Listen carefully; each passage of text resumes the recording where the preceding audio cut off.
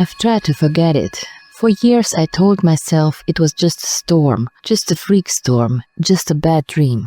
But sometimes at night when the wind picks up and rattles the windows, I can still hear it. Not just the thunder, but something else. Something that had no business being in those woods. It was the summer of 1998. I was 10 years old, and camping was our favorite family tradition. We didn't have much money, so weekends in the wilderness became our vacations. Cheap, quiet, and simple. My parents were both teachers, and they always said nature was the best classroom. I guess they didn't expect what it would teach us that weekend. We left on the Friday morning. The sky was clear and impossibly blue, the kind of sky that looks painted. My dad packed the gear like he always did. Efficiently, methodically. My mom made sandwiches. I sat in the back seat, watching the forest rise on either side of the winding road as we climbed into the mountains, far from town. We chose a site in a remote campground we'd never been to before. It was called Black Hollow. My dad said the name was just dramatic flair, probably named by someone who read too much Poe. But the ranger at the outpost hesitated when we told him our plans. "You're headed to Black Hollow?" he asked, not quite meeting my dad's eyes. "That's right," my dad said, signing the clipboard. "We heard it's quiet up there." The ranger licked his lips, looked like he was about to say something else, but he just nodded slowly. "Yeah, quiet. Real quiet." That should have been our first warning. The site itself was beautiful. It sat near a ridge that overlooked a steep valley, the trees thick and ancient, their trunks covered in soft moss. We pitched our tent in a clearing between two large oaks and set up a small fire pit. The air smelled like pine and wet earth. Birds chirped. A squirrel chattered in the trees. That first day was peaceful. We hiked a little, cooked hot dogs over the fire, and watched the stars come out. I remember lying on the ground with my dad, tracing constellations in the dark sky. I felt safe. But that night the storm came.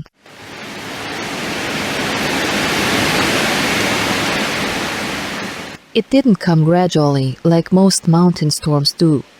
There was no light drizzle to warn us, no wind rustling the leaves. One moment the forest was calm, and the next the sky cracked open like the earth had offended it.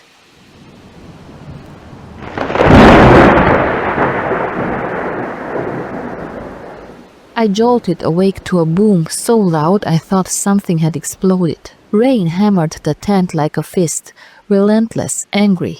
Lightning lit up the world in stark flashes, turning the inside of our tent into a pulsing strobe of panic. Thunder rolled in deep, bone-shaking growls. I crawled into my parents' sleeping bags, trembling. I could barely hear them over the noise, but my mom held me close, whispering soothing nothings into my hair. But they didn't help, because underneath the thunder, beneath the pounding rain, I heard something else. It was faint at first, almost buried under the storm, but it was there. A low rhythmic sound, like breathing. Not human breathing, deeper, slower, as if something ancient was waking up beneath us.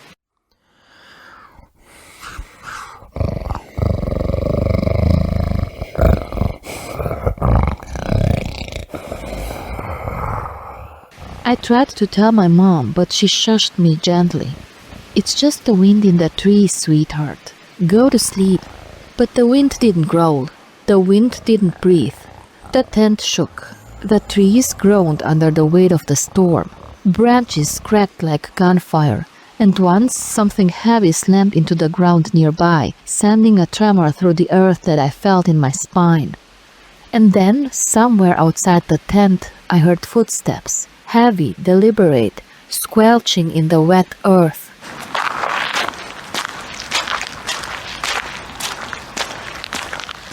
My breath caught in my throat. I couldn't speak. I couldn't even move. All I could do was listen as the footsteps circled our tent. They didn't rush or stumble. They moved slowly, like something taking its time, like it knew we were trapped. I remember my father sitting up, alert now. "Did you hear that?" My mom nodded. "Probably an animal." but she didn't sound convinced. My dad grabbed the flashlight and unzipped the tent door a couple inches, peeking out into the storm. The light cut through the rain, casting wild shadows, but we saw nothing. Still, the breathing didn't stop. I couldn't see it, but I knew it was there, just past the tree line, watching us, waiting. We didn't sleep at all that night.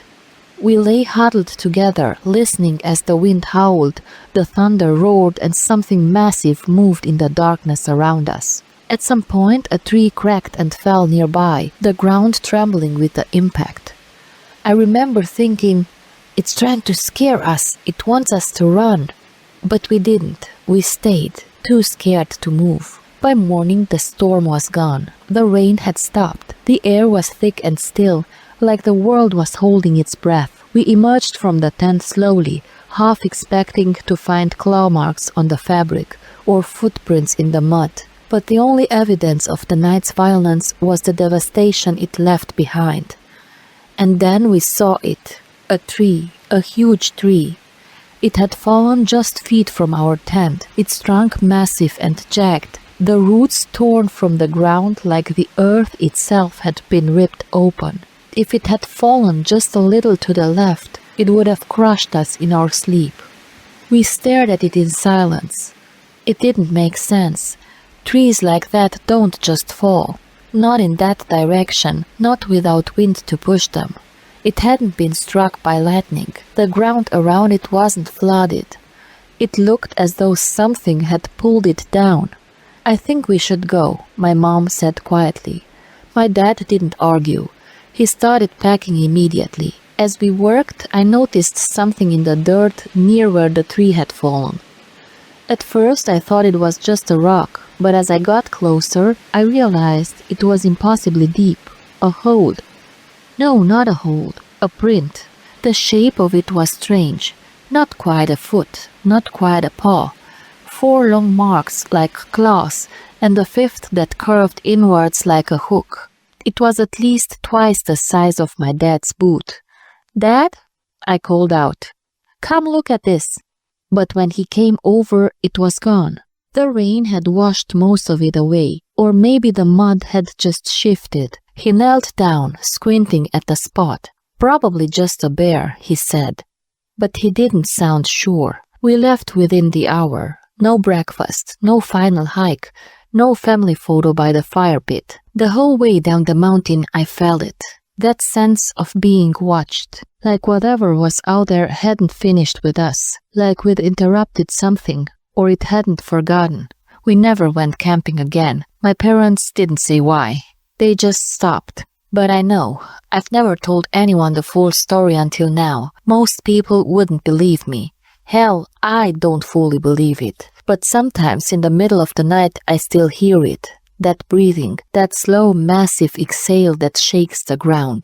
And I remember the trees, how still they were after the storm, how the birds never came back, how the ranger didn't ask us how our trip was when we returned the permit. He just took one look at us, pale and shaken, and nodded slowly. "Yeah," he said, "that place does that." I wanted to ask him what he meant, but deep down I already knew. Some places don't want you there, and if you don't listen, they make sure you never come back.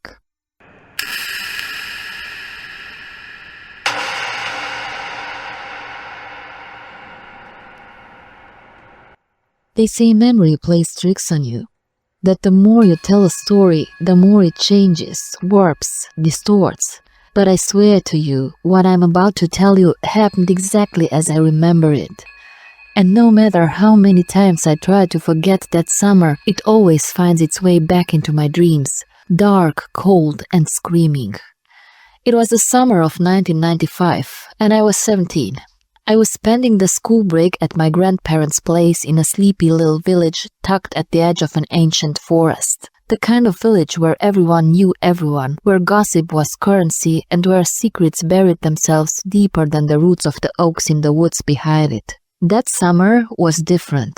Even now, people from the village still call it suicide summer. Two suicides just weeks apart. The first was a man named Gheorghe, a loner with sunken eyes and a greasy mustache who lived in a crumbling house at the far end of the village. One morning he walked out onto the train tracks and calmly waited for the 8:15 train. He didn't flinch, didn't scream, staring down the engine like he'd been expecting it all along. The second was stranger. No one ever learned his name. He wasn't from the village. Nobody recognized him. One day, hikers found what was left of him deep in the woods. At first, they thought an animal had gotten to him, but there were no bite marks, just pieces. Shredded cloth, scorched skin. It looked like he'd set off some kind of homemade explosive, though no one ever confirmed it. No ID, no wallet, nothing. They buried him quickly, in a material sack in a corner of the village cemetery. No ceremony, no priest, just a shovel and half-hearted cross hammered into the earth. Nobody ever came looking for him. To this day, no one knows who he was. We made dark jokes about it, teenagers trying to cope with fear. We whispered about the forest being cursed, about ghosts and demons, about how the air smelled like burnt meat some nights. We laughed nervously, but none of us really thought it was funny. Still, the woods had always called to us. We loved that place. Even with its twisted trees and whispering winds, it felt like freedom, our playground. We'd hike there almost every day, climb trees, smoke stolen cigarettes, talk about music and love and death. But we never stayed overnight. Until that one night. Me, Dana, Maria, Gabi and Cosmin. 2 girls, 2 boys. A balanced crew. We were close like siblings, summer-blooded and reckless, the kind of kids who thought we were invincible. It was Maria's idea to go camping. "Just one night," she said, brushing her hair out of her eyes. "We'll build a fire, tell ghost stories, sleep under the stars. It'll be fun." I didn't want to admit it, but I was nervous. Something about that forest felt off lately, like it was watching us.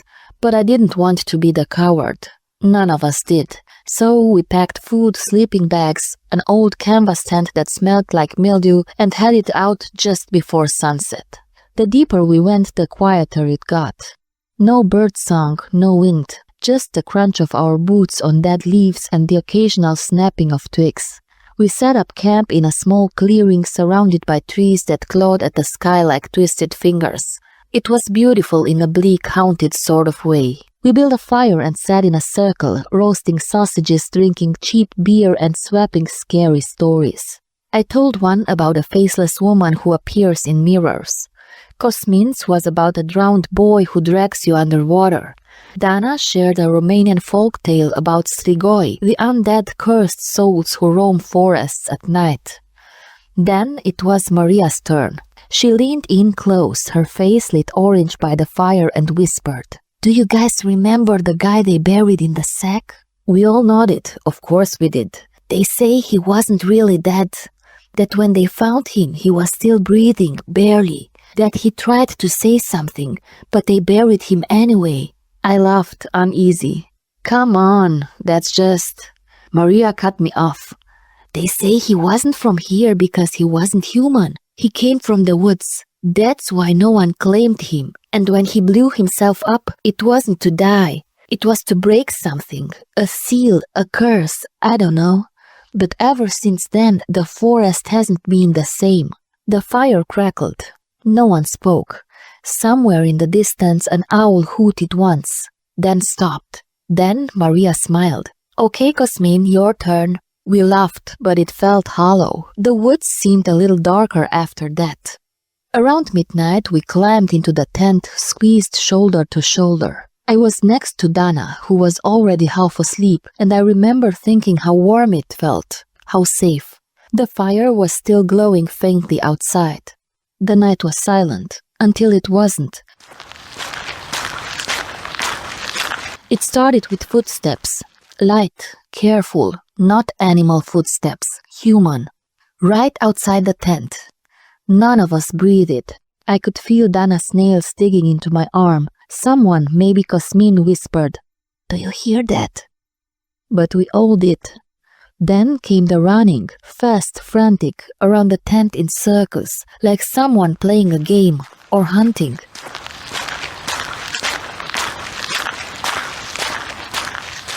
We didn't dare look, we didn't even unzip the flap.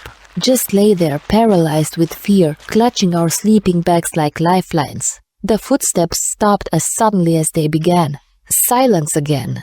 None of us slept that night. When the sun finally rose, everything looked normal, peaceful even. We crawled out, blinking into the daylight, pretending we weren't still shaking inside. We joked about it. Maybe it was a raccoon or the ghost of the sack guy coming to say hi. But none of us really laughed. We packed up quickly. The path home felt longer than usual, and the deeper we got into the forest, the more uneasy we became. There was this smell, rotten, chemical, sour, like something had died and been left out too long. That's when Dana stopped. "Do you see that?" she said, pointing up. At first I didn't. Then I did. High in the trees, so high it didn't even make sense, was a shape. A body, hanging. Its head lolled at an unnatural angle. Arms swayed gently in the wind. The rope had dug deep into the neck. The feet dangled far above the forest floor. A man, dressed in rags, skin mottled gray, and from the smell he'd been there a while. We stood frozen. No one spoke. Even Cosmin, who never shut up, was pale and quiet. He must have done it during suicide summer, must have climbed impossibly high and done it. But how? Why didn't anyone find him? Why was he up there? We ran, didn't stop until we hit the edge of the village. That should have been the end. But it wasn't. We tried to forget. We stopped going into the forest. We stopped hanging out as much. Gabi moved away that fall. Cosmin got into trouble, always fighting, skipping school. Maria, she changed, became quiet, pale, started seeing shadows that weren't there. And me? I tried to bury it, until 2 weeks ago when I visited my grandparents' village for the first time in years. The forest was still there, still tall, still whispering. And when I walked by its edge that evening, just as the sun dipped below the horizon, I swear I heard it again. Footsteps. I didn't look back. I didn't breathe. And in the silence that followed, I heard a voice, low and broken, drifting through the trees like wind. Not done, not done, not done. So believe me when I say this. Some ghosts aren't tied to places. They're tied to people. And sometimes the scariest stories are the ones that never really end. Not done, not done, not done.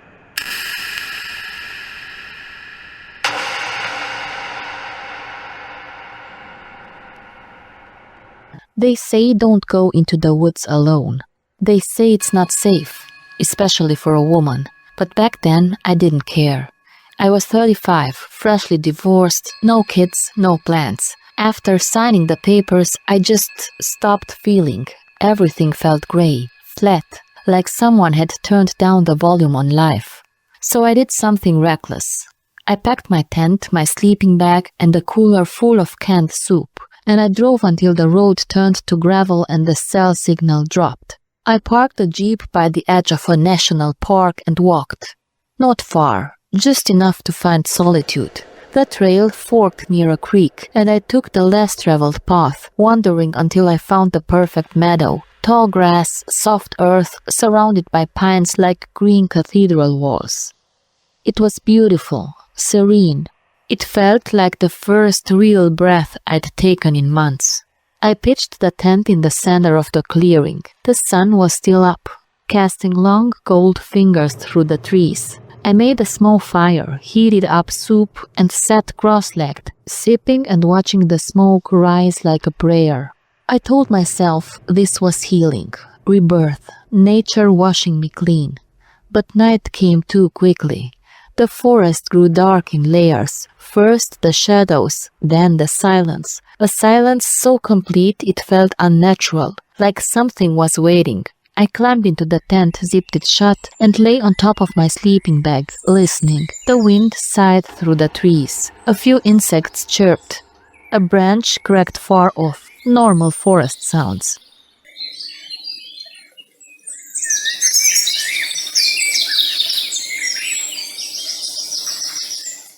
I was just starting to drift when I heard it.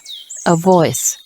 Low, male, and not far. My heart ceased.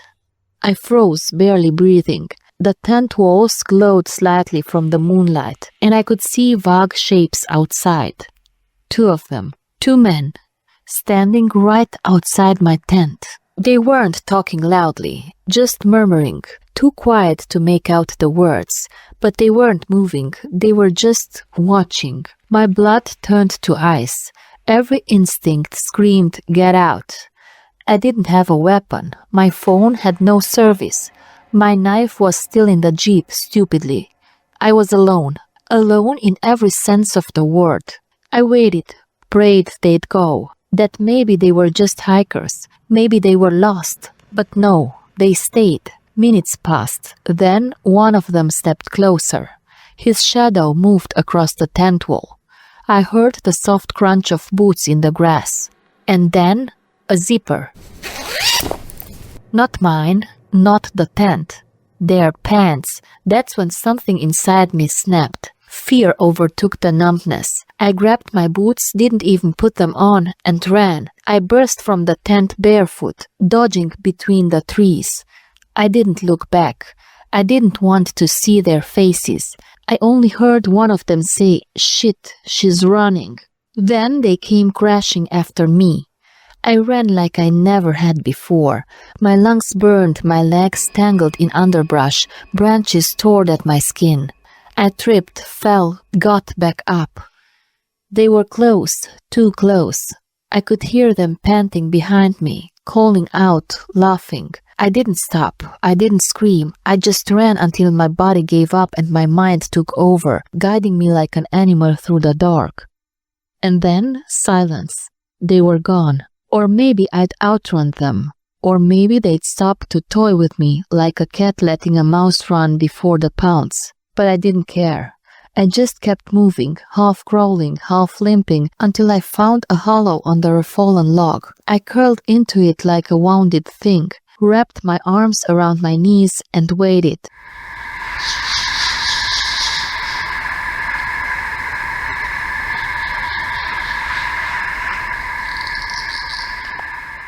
The woods are a different world at night. Every sound is sharper. Every breeze carries a threat.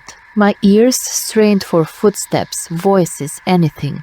Nothing. I sat like that for hours, terrified, alone, cold. My body was scraped, bruised, bleeding.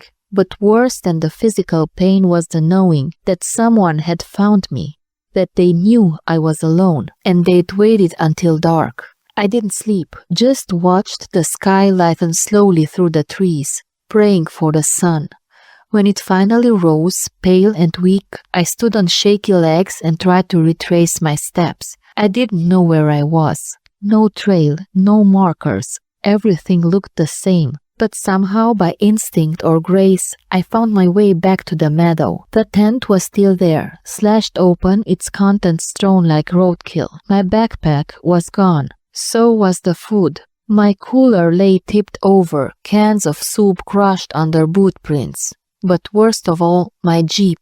At first I didn't notice it. I was so relieved to see it. I ran toward it like salvation. But then I saw the tires. All four. Slashed. Not flat. Cut. Deep, jagged knife marks through the sidewalls. Done with purpose. Done after I ran. I opened the door shaking. The keys were still inside. My phone was in the glove box, still no service. I sat in the front seat and cried. Then I remembered something. There was a ranger station 3 kilometers back down the fire road. I'd passed it on the drive-in. Maybe, just maybe, if I walked, I'd get a signal. So I started walking. My feet were blistered. Every step agony, but I pushed on. The forest pressed close around me. Every shadow looked like a man. Every rustle made me flinch. I kept expecting them to jump out from behind a tree, to finish what they started. but they didn't. 2 kilometers in, my phone beeped. 1 bar. I stopped, hands trembling, and dialed 911. 911, what's your emergency? I fell to my knees. The words poured out of me like water through broken glass. Tent, man, slashed tires, no signal, alone. The dispatcher stayed calm. She told me to stay put. A ranger would come. She asked if I had a weapon. No, I said, voice shaking. Just boots. I sat by the side of the road until they arrived. First one ranger in a green truck, then another, then a deputy. They took my statement, brought me back to the jeep, took photos of the tire slashes, the footprints, the destroyed camp. But they never found the man. I asked them, do things like this happen often out here? The older ranger didn't answer. He just looked at the meadow and said, you picked a bad spot. That was all. No arrests, no suspects, just me and the trauma I now carry like a second skin. I went home, got the tires replaced, got a new phone, started therapy. I never went camping again. Sometimes people say I was brave for going out there alone, that I must have been finding myself, that nature heals. But nature isn't always healing. And some places, some people, don't want to be found.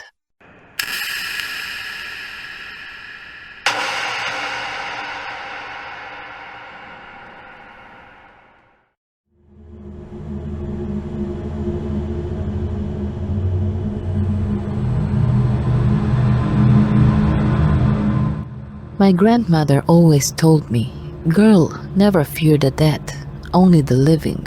Sure, that's true in most cases, but not always. It was March 22 and I went to the cemetery because it had been 2 years since my father's death, a shocking, unexpected death. Anyway, that's not what I'm going to tell you now, but the most terrifying thing that happened in that cemetery. An encounter with a character I'd never want to see again. It was about 7 p.m. and it was already getting a little bit dark when I reached the cemetery. The place where my father is buried is a well-known cemetery in the middle of the city, and it is usually quite visited. But on that rainy Saturday, there was hardly anyone on the street. It was drizzling and misty outside, and the air smelled of noxious fumes from cars passing on the adjacent street.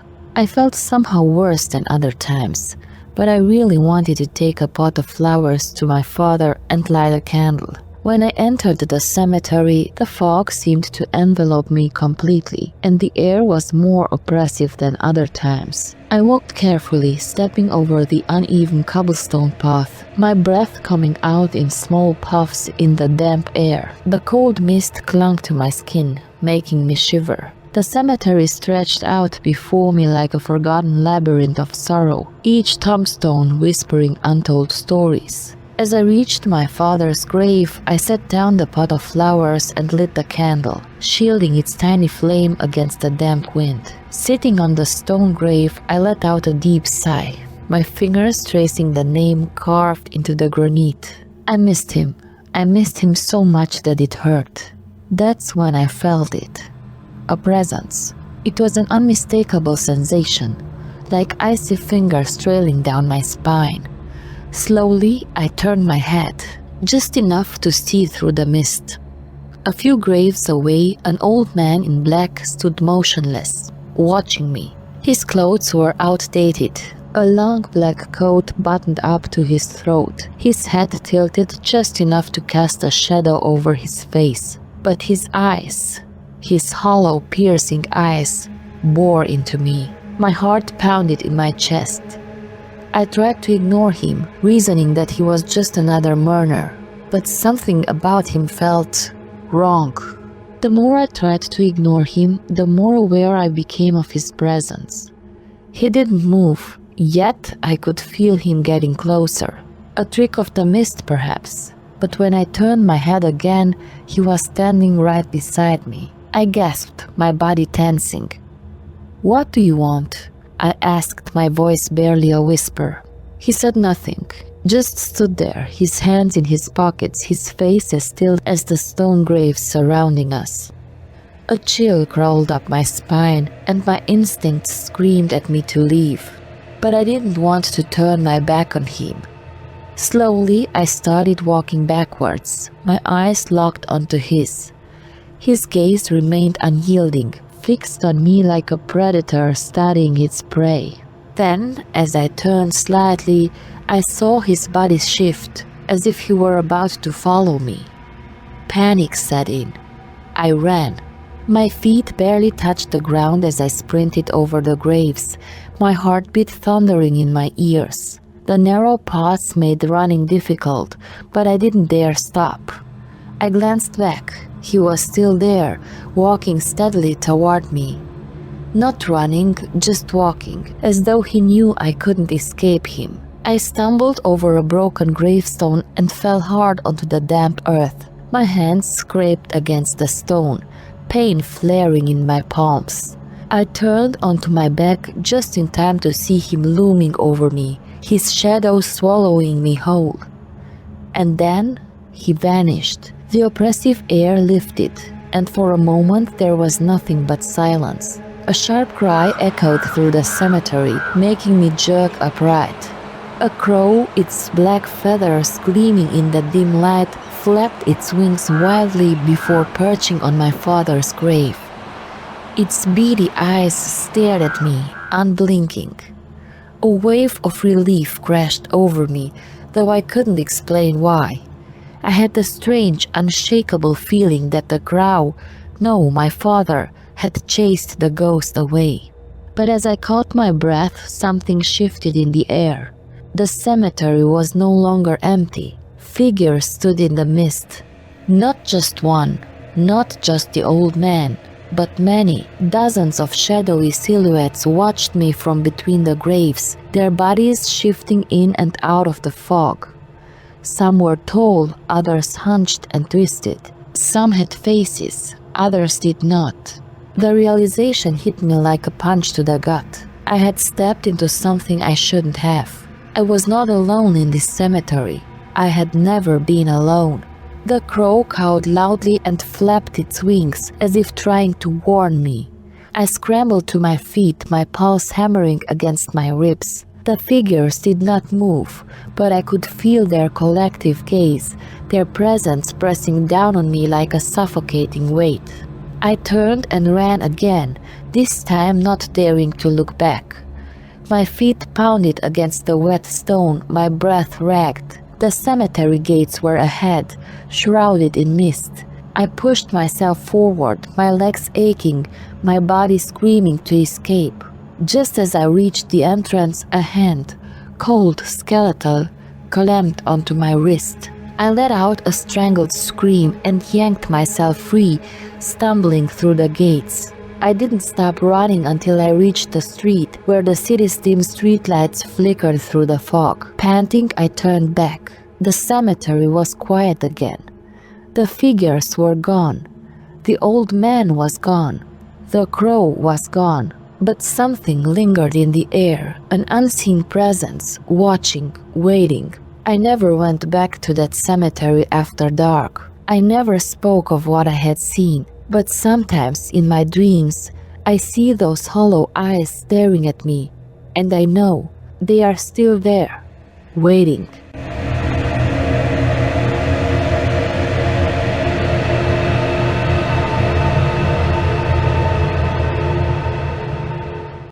I spent all my childhood in a small village in Transylvania. My grandparents lived near the cemetery, our favorite playground, until one day something made us realize that the dead should be laid to rest. The story I'm telling you now happened in the early 90s, but even today as an adult, it still sends chills down my spine when I think about it. It was an ordinary summer's day, a Tuesday to be exact, and the sun was just starting to set when we started playing hide and seek. We were about 7-8 kids, I don't remember exactly, but we liked to play hide and seek in the evenings because we were harder to find. Of course, we went to the cemetery, and I was the first one to go. The angel grave was where the play always started. It was our favorite, a big stone angel watching over the cemetery with a solemn, knowing gaze. It somehow instilled respect, but also a certain tranquility. It's hard for me to describe exactly how we felt, but we were certainly not afraid. The angel was with us. It was past 9 p.m. when we started the game. The air was thick with the scent of damp earth and decaying flowers. Fireflies flickered like lost souls drifting between the tombstones. The wind, though mild, carried an inexplicable chill, threading its icy fingers through my hair as I pressed my forehead against the angel's marble base and began counting. 1, 2, 3. The soft scurry of footsteps vanished into the darkness. The others ran deep into the cemetery, hiding in the shadows of the dead. 8, 9, 10. Ready or not, here I come. A hush settled over the graveyard as I lifted my head. The game had begun. I moved cautiously, my sneakers crunching against the gravel paths. The cemetery seemed different at night, distorted. The tombstones stretched unnaturally, their shapes twisting under the moonlight. I searched behind tall crosses, brushed aside ivy-draped statues, and peered into open crypts. The deeper I ventured, the more I noticed the suffocating silence. The usual sounds of chirping crickets and distant barking dogs had ceased. It was as if something had swallowed the world whole, leaving only me and the countless eyes of the dead watching from their graves. Then a faint whisper. I froze. It wasn't the wind. It was a voice, low and breathy, threading through the tombstones like a slithering serpent. I turned sharply, my pulse hammering against my ribs. The graveyard was empty, no sign of my friends. I tried to shake off the unease and continued searching, weaving between headstones, my breath shallow. Then I saw him. An old man stood at a grave, his head bowed in silent prayer. His hands, gnarled and skeletal, were clasped so tightly that his knuckles gleamed white in the dim moonlight. His coat was long and tattered, the fabric swaying though there was no wind. His hair, thin and wispy, framed a face so sunken it looked like a skull stretched in paper-thin skin. I hesitated. My instincts screamed at me to turn back, but curiosity anchored my feet in place. There was something unnatural about him. He stood too still, too rigid, as if he had been rooted in place for centuries. Swallowing my fear, I took a step closer.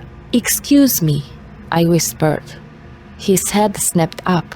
My stomach turned to ice. His eyes, deep hollow sockets, stared into me, through me. A chill crawled down my spine like a spider, its legs skittering across my skin. My breath hitched as he raised one trembling hand and clamped it around my wrist.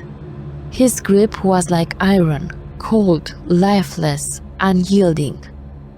I opened my mouth to scream, but the sound barely escaped before he whispered, his breath reeking of damp earth and something far worse. "Go play somewhere else. The dead need to rest." A shadow passed over his face, distorting it, warping it. His fingers tightened, and I felt something moved beneath his grip. Something writhing, squirming, just beneath his skin. I yanked my arm free with all my strength, stumbling back, nearly tripping over a crumbling tombstone. He did not move, only stood there, staring, his expression unreadable. My heart thundered as I turned and ran, my legs burning with terror. I sprinted out of the cemetery, past the angel grave, past the iron gate, all the way to my grandparents' house. I pounded on the door, gasping for breath. My grandmother opened it, startled by my frantic state, but I could not speak. I just shook my head and ran inside, pressing myself into the safety of the house. That night I lay awake, my arm still tingling where the old man had grabbed me. Every time I closed my eyes, I saw his hollow stare, felt his cold grip tightening around my wrist. I vowed never to return. The next day, I hesitated before meeting the others. When I finally did, I was met with pale faces and hushed voices. One by one, they spoke, their words laced with fear. A woman in black told me to leave. She was standing by an open grave, just watching me. A man whispered from the shadows, saying we shouldn't disturb them. Something touched my shoulder and told me to go home, but when I turned, no one was there. A heavy silence fell upon us. Different figures, different voices, but the same message. Leave the dead alone. We never played there again. Years later, I returned to my grandparents' house as an adult. The cemetery was still there, untouched by time. The angel grave stood as solemn as ever, its stone gaze unblinking. But as I passed the grave where I had seen the old man, I felt it again, a whisper in the wind, a chill in my bones. And for the briefest moment, the ghostly sensation of fingers closing around my wrist.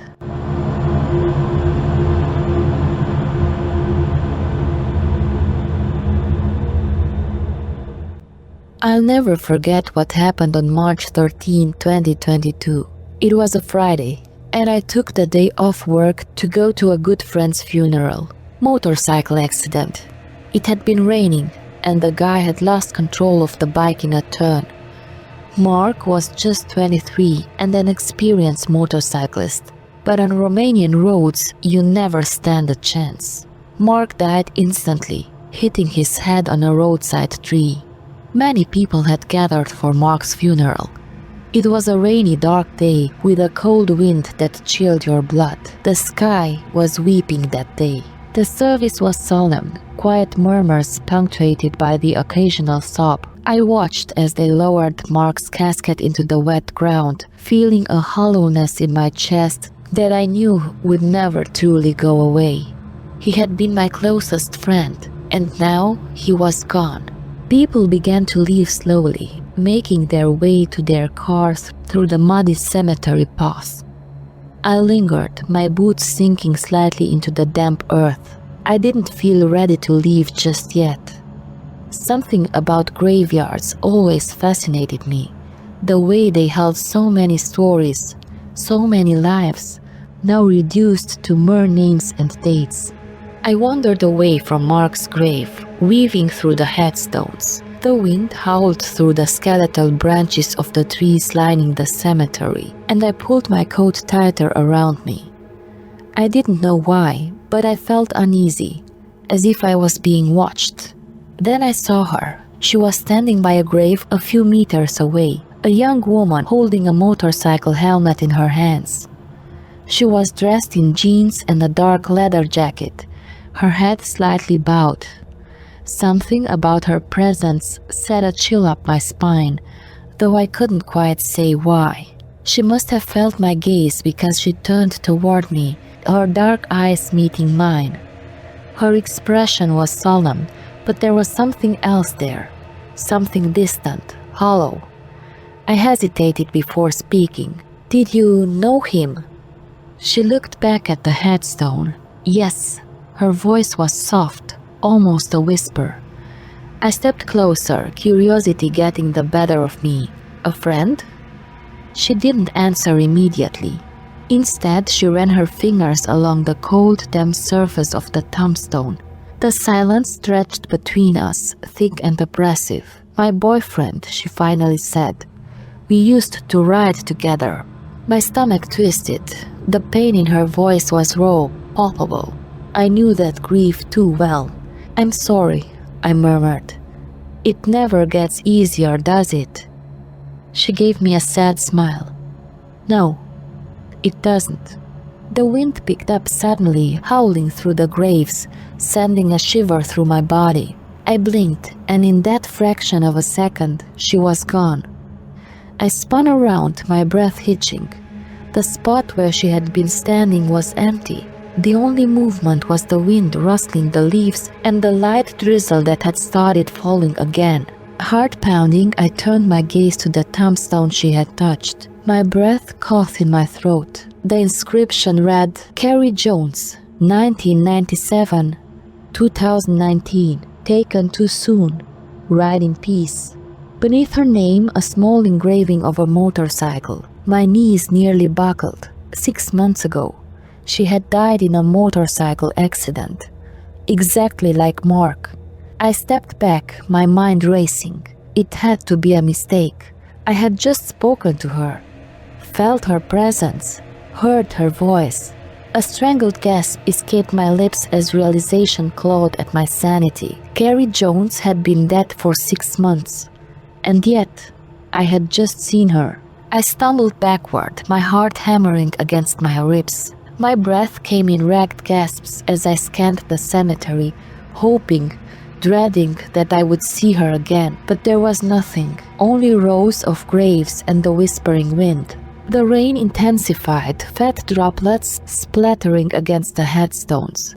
I turned and ran, my feet slipping in the mud, my pulse roaring in my ears. When I finally reached my car, I threw myself inside and slammed the door shut. My hands trembled violently as I gripped the steering wheel. I sat there for a long time, my body rigid with terror, unable to shake the feeling that I wasn't alone. That night I couldn't sleep. Every time I closed my eyes, I saw her face. The way she had looked at me, the sadness in her eyes, the finality. Over the next few weeks, I tried to rationalize what had happened. Maybe I had been so lost in grief that I imagined the whole thing. But deep down, I knew the truth. I had spoken to a ghost. And worse, I wasn't sure she was done with me. Strange things started happening. I would hear the distant roar of a motorcycle engine at night, only to look outside and see nothing. My phone would buzz with unknown calls, but no one would speak when I answered. And once, just once, I woke up to find my bedroom window open, the scent of rain and gasoline lingering in the air. I started avoiding the cemetery, avoiding Mark's grave. But one evening, an overwhelming urge took hold of me. It was like something or someone was calling me back. I arrived just as the sun dipped below the horizon, casting long shadows across the cemetery. The air was thick, charged with something unseen. My footsteps felt heavier than they should as I approached Carrie's grave. A single motorcycle helmet sat atop the headstone. My blood turned to ice. It hadn't been there before. I reached out, my fingers brushing against its cold surface. The moment I touched it, a voice, soft, hollow, whispered in my ear, "Be careful on the roads." But there was no one there, only the wind, only the dead. I left the cemetery that night with a weight pressing against my chest, a deep, gnawing fear that I would never shake. I had seen something I wasn't meant to see. Spoken to someone who no longer belonged to this world. And somehow I knew Carrie wasn't the only one watching me. The dead never truly rest. And sometimes they come back to warn us, or to take us with them.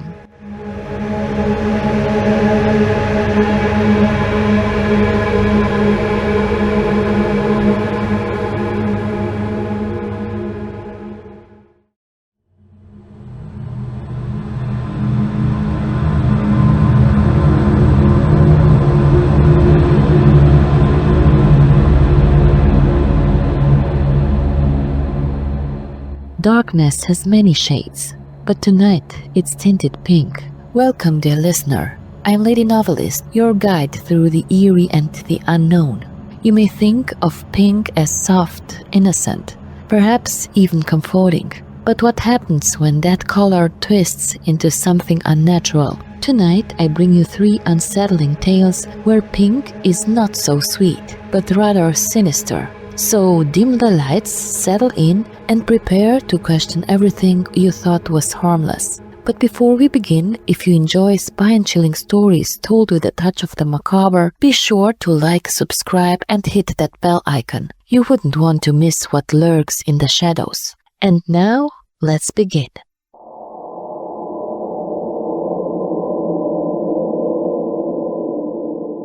I will never forget that winter, the winter I turned 60, alone in my house at the edge of the village. I had lived there for years without fear, enjoying the quiet, the trees bending under the weight of snow, the hoot of owls at night. But that winter, something came creeping into my life, something I couldn't explain.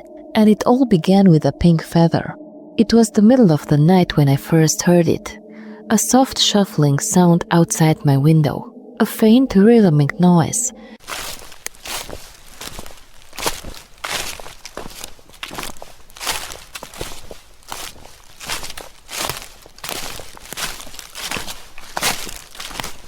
As if something was dragging itself across the snow-covered ground. I sat up in bed, my heart thumping dully in my chest. The house was dark, except for the dim glow of the moon filtering through the frost-laced window pane. At first, I told myself it was just the wind, the creaking of old wood. But then, a whisper of movement, soft, deliberate, brushed against my wall. My breath hitched. I swung my legs out of bed, my bare feet meeting the icy floorboards. With slow, cautious steps, I moved towards the window, peering through the frost. Nothing, only the empty yard, blanketed in fresh snow, untouched. I should have gone back to bed, but something gnawed at me. I reached for my coat and boots, wrapping myself in a thick wool scarf before stepping outside. The night air bit into my skin as I scanned the yard. The trees stood solemn, their branches rattling softly in the wind. The village lay far behind me, just distant pinpricks of light in the night. Then I saw it, a single pink feather lying in the snow just beyond my porch. I picked it up, rubbing it between my fingers. It was soft, unnaturally so, not the kind you'd find from any bird I knew. I glanced around again, my breath fogging in the cold, but there was nothing, no footprints, no signs of life. I went back inside, bolting the door behind me. That night I barely slept. 3 nights later it happened again. The same strange noise, the same feeling of something just outside. This time I didn't hesitate. I grabbed a lantern and stepped out onto the porch. The wind was still, the silence pressing down like a thick blanket. I moved carefully, scanning the trees and the path leading into the woods. Then, movement. A shadow flickered at the edge of my vision, slipping between the trees. My breath hitched. "Who's there?" My voice came out steadier than I felt. No answer, only the faint echo of my words carried away by the cold air. Then I looked down. Another pink feather resting on the porch steps. I shut myself inside, locking every door and window. My home, once my sanctuary, now felt like a fragile barrier between me and something I didn't understand. Over the following weeks, the occurrences became more erratic. Some nights I would hear footsteps crunching in the snow, slow and deliberate. Other times I caught glimpses of shifting shapes outside my window, too quick to make out, but enough to send shivers down my spine. Always after every encounter, I would find another pink feather. I stopped sleeping properly. I would sit up in my chair, lantern burning low, waiting, but nothing ever revealed itself. The only thing that remained constant was the unease tightening its grip around my chest. One day, needing firewood, I ventured into the forest with my axe. The trees were silent, the snow thick underfoot. I was chopping a log when I sensed it, a presence, something watching me. I turned, and there she was, a woman standing between the trees, partially obscured by shadow. Her long dark hair clung to her pale face, her lips slightly parted as if she were about to speak. She wore a tattered dress, old and frayed, and there, just visible in the dim light, were streaks of pink on the fabric. My heart pounded as I gripped my axe tighter. She didn't move, she only watched. I took a step back, but she took a step forward. I turned and walked briskly toward my house, refusing to look back. I could hear the crunching of snow behind me, her footsteps trailing mine. My house came into view, and I rushed inside, slamming the door shut. My hands were shaking. For a long moment I listened. Silence. I forced myself to check the yard through the frosted window. No one. Then my stomach dropped. Feathers scattered across the snow in a dark, tangled mess. Feathers of a dead bird. Some were black, some gray, but some were pink. I knelt by the door, my breath shallow. Was this a warning? A gift? A message? That was the last time anything happened. The footsteps, the whispers, the shadows, all of it stopped after that night. I never saw the woman again. The pink feathers no longer appeared. I still don't know what it all meant. Some nights as I lie in bed, I think about the woman in the woods. I wonder if she was ever really there or if she was something else, something older, something forgotten. But I never go looking for answers. Not anymore.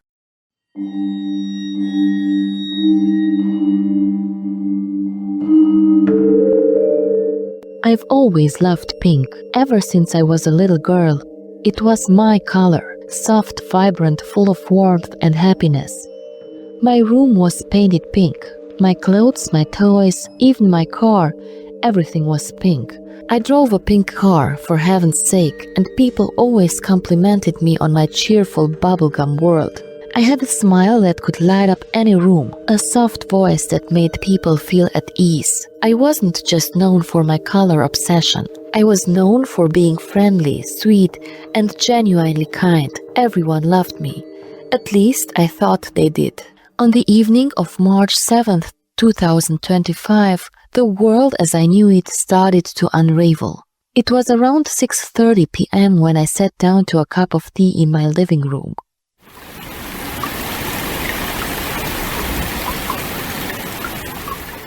The sky had grown dark, and the soft drizzle outside had turned into a torrential storm. The wind howled as it pressed against the windows, making the house groan. My pink walls seemed to absorb the sound, creating an eerie stillness inside. I wrapped a pink throw blanket around my shoulders and tucked my legs under me on the couch. I'd just settled in to watch a movie when, without warning, the lights flickered and then went out. I sat, my first instinct being to check the fuse box. "Not tonight," I muttered to myself, pushing my hair back. But as I got up to move towards the hallway, the sound came. Soft, faint, but unmistakable. Footsteps. They were slow at first, dragging, like someone was struggling to walk. My heart fluttered in my chest, and I paused at the threshold, listening.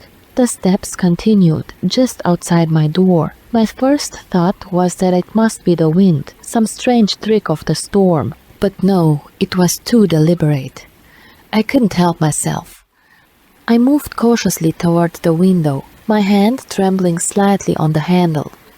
My house, painted in every shade of pink imaginable, suddenly felt too small, as if the color was suffocating me. I opened the window, peeking into the darkened yard beyond.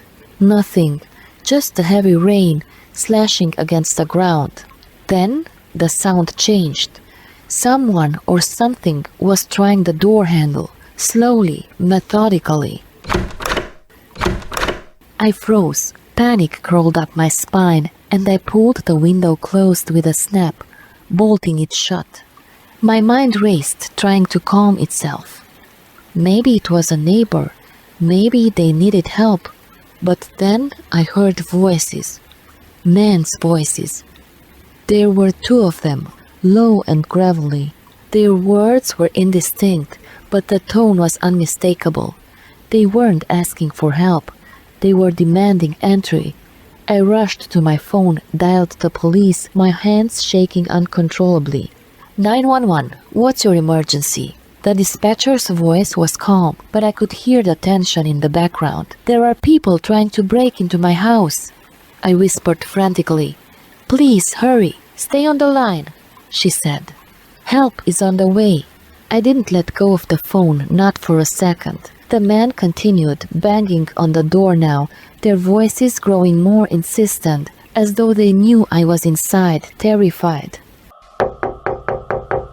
Then, just as suddenly as they had come, the noises stopped. A cold shiver ran down my spine, but I didn't dare move. My phone buzzed with a notification, an alert from my home security system.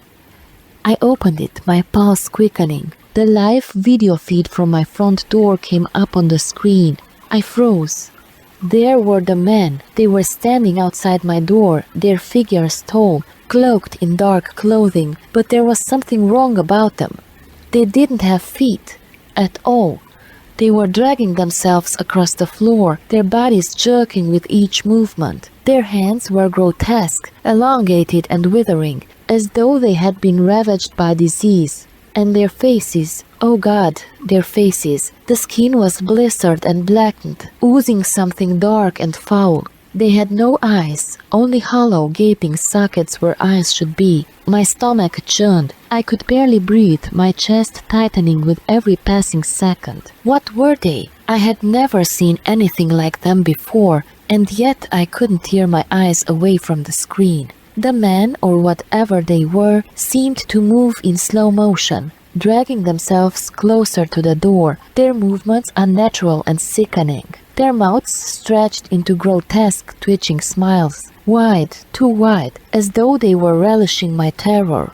My finger hovered over the phone screen, ready to close the app, but I couldn't. I watched in horror as one of the figures raised its hand and placed it on the door. I expected it to pass through, some kind of ghostly apparition, but instead the man, if you could call it like that, pressed itself against the door, its body curling unnaturally as it dragged itself up, its twisted mouth pulling into a sickening grin. The moment it touched the door, the video feed went dark. A deep silence descended over the house. My breath was the only sound, harsh and ragged. The terror that had consumed me moments ago now felt like an icy weight on my chest. I couldn't speak. I couldn't move. Then, as if on cue, the lights flickered back on, flooding the room in a harsh, sterile light. I slowly stood, trembling, my knees threatening to give out beneath me. I dared to look through the window. Nothing. The storm raged on outside, but the figures were gone. I waited, staring out into the storm for what felt like hours. Police officers arrived, but they found nothing. The men didn't return, but something inside me had shifted. I felt watched. Every moment I made now felt like an invitation. I couldn't help but wonder, what if they came back? What if they never left? I never told anyone about the figures I had seen. How could I? They wouldn't believe me. No one would understand what I had witnessed through that webcam. And though the police came and searched the area, they found nothing. Since that night, I haven't been able to bring myself to look at anything pink. My once beloved color now feels like a cruel reminder of what happened. My home still sits on the edge of the town, painted in my old favorite color, but now it feels like a trap. Every knock on the door makes my heart race. Every shadow in the corner of my eye makes me wonder if they're back. But worst of all, I keep thinking about those faces, those blackened, plug-ravaged faces. I don't know who or what they were, but I know they aren't gone. I know they're still out there, and I know they're watching me. They always have been. I can't escape. Not anymore.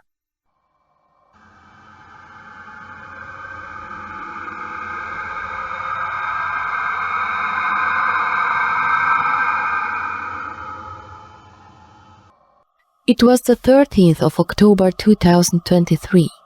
The cemetery was silent, as though it held its breath.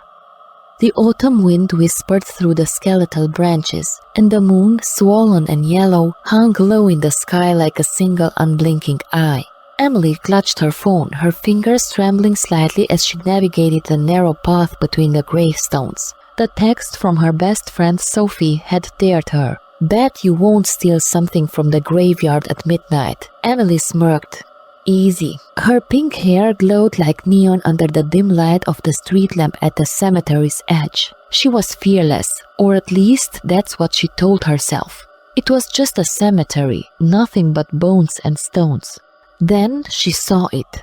Half buried in the dirt near a crumbling headstone was a peculiar stone, unlike any other in the graveyard. It was smooth, jet black, and oddly warm to the touch, pulsing like a tiny heartbeat beneath her fingers. She slipped it into her hoodie pocket and walked home, the wind howling at her back. The first thing she noticed when she woke up was the smell. Something rotten, like wet earth and decayed flowers. Emily sat up groggily, rubbing her face. The second thing she noticed was the strands of hair curling between her fingers. Black. Her stomach lurched. She scrambled out of bed, tripping over herself as she reached for the mirror. The girl staring back at her wasn't her. Her once vibrant pink hair was fading, dark strands creeping from the roots like an infection. Her skin looked paler, almost sickly, and her eyes had a hollow quality to them. Her breath hitched. It had to be the stone. The changes weren't just physical.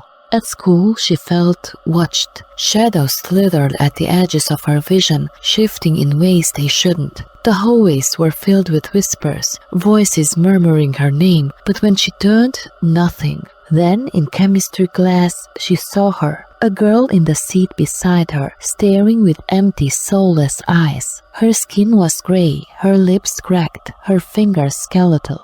Emily gasped, her chair scraping backward. The ghostly figure's lips curled into a silent scream before vanishing into thin air. "Emily?" Her teacher's voice snapped her back. She swallowed hard.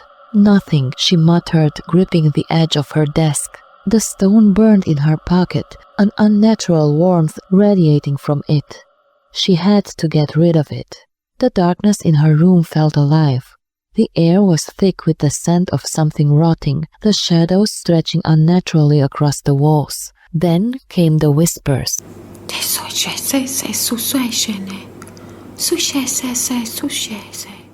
Low guttural voices murmuring in a language she didn't understand. A pressure built in her chest, like invisible hands pressing down on her ribs. And then she saw them. Figures hovering in the corners of her room, eyes black voids, mouths twisted in silent wails. Their arms reached toward her, fingers long and gnarled. Her scream caught in her throat. The stone vibrated violently in her pocket, its heat unbearable. She had to take it back. The cemetery gates groaned as she pushed them open. The wind shrieked through the gravestones, carrying whispers from unseen mouths. Her heart pounded as she approached the grave where she had found the stone. The air grew thick, suffocating. The closer she got, the more the darkness seemed to ripple around her, shifting like a living thing. Then she saw it, the grave's inscription. Eleanor Blackwood, 1876-1899. May she find peace at last. The ground trembled beneath her feet. The whispers turned into screams. The figures emerged, crawling from the soil, their eyes burning like coals. With shaking hands, she hurled the stone onto the grave. A violent wind erupted, howling like 1,000 voices in agony. The ground convulsed, and the shadows shrieked as they were sucked into the earth, disappearing one by one. Then silence. The cemetery returned to its eerie stillness. The weight lifted, the air clearing. Emily staggered back, her breath ragged. She knew what she had to do next. Her fingers trembled as she squeezed the bottle of pink dye over her hair. The mirror reflected her exhausted face, but as the dye soaked into her strands, she felt a shift. The cold presence lingering in her room faded. The whispers stopped. By the time she washed out the dye, her hair was pink again, and the darkness was gone.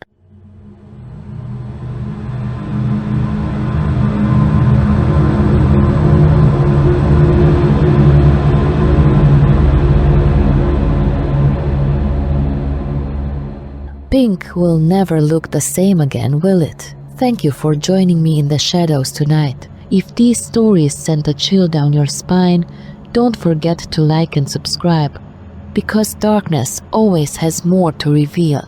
And if you have your own tales of horror, share them in the comments below. I might just bring them to life in a future episode. Until next time, my dear listeners, sleep tight.